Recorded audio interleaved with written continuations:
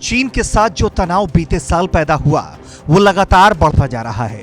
तमाम दावों के बाद भी जो तस्वीरें दिखती हैं उसमें चिंता की लकीरें साफ नजर आ रही हैं और यही कारण है कि देश के विदेश मंत्री चीन के साथ रिश्तों को लेकर सीधी और साफ लकीर खींच रहे हैं।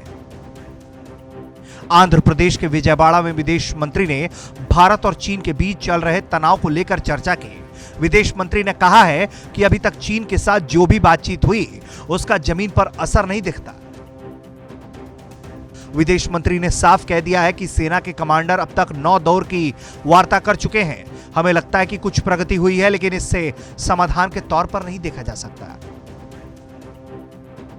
उन्होंने कहा है कि भारत और चीन के बीच पूर्वी लद्दाख में जो गतिरोध चल रहा है उसे समाप्त करने के लिए दोनों देशों के बीच कई दौर की सैन्य और राजनीतिक स्तर की वार्ताएं हो चुकी हैं, लेकिन अब तक हल नहीं निकल पाया है। जयशंकर ने यह भी कहा है कि भविष्य में ऐसी वार्ताएं जारी रहेंगी। सैनिकों के पीछे हटने का मुद्दा बहुत पेचीदा उन्होंने बताया है।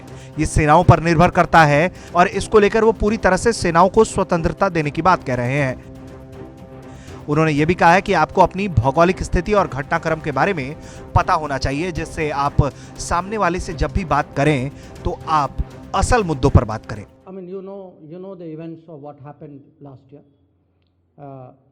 After that, we have deployed troops in very large numbers to meet the challenge which has come from the massing of Chinese troops out there. You asked about ministerial level meetings. Last year, Raksha Mantri Rajnath ji had met his counterpart in Moscow.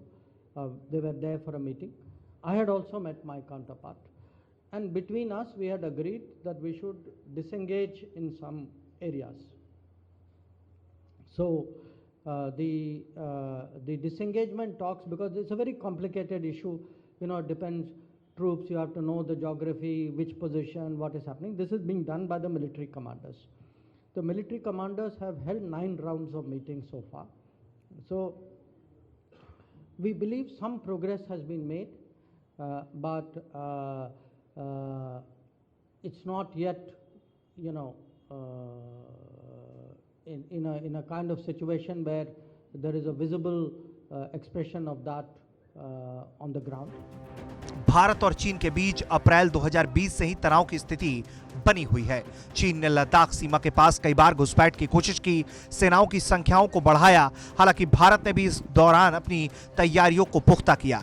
दोनों देशों के बीच अब तक कई round की चर्चा हुई है। दोनों तरफ से पूर्वी लद्दाख में सेना और हथियारों की भारी तैनाती है। भारत ने आर्टिलरी गन, टैंक, हथियारबंद वाहन सीमा पर तैनात कर रखे हैं। दोनों देशों के बीच 9 राउंड की बातचीत हुई है, लेकिन लद्दाख में गतिरोध का समाधान नहीं निकल रहा है और दूसरे स्थान पर भी लगातार गतिरोध की खबरें आती रहती हैं। ब्यूरो रिपोर्ट, भारत तक।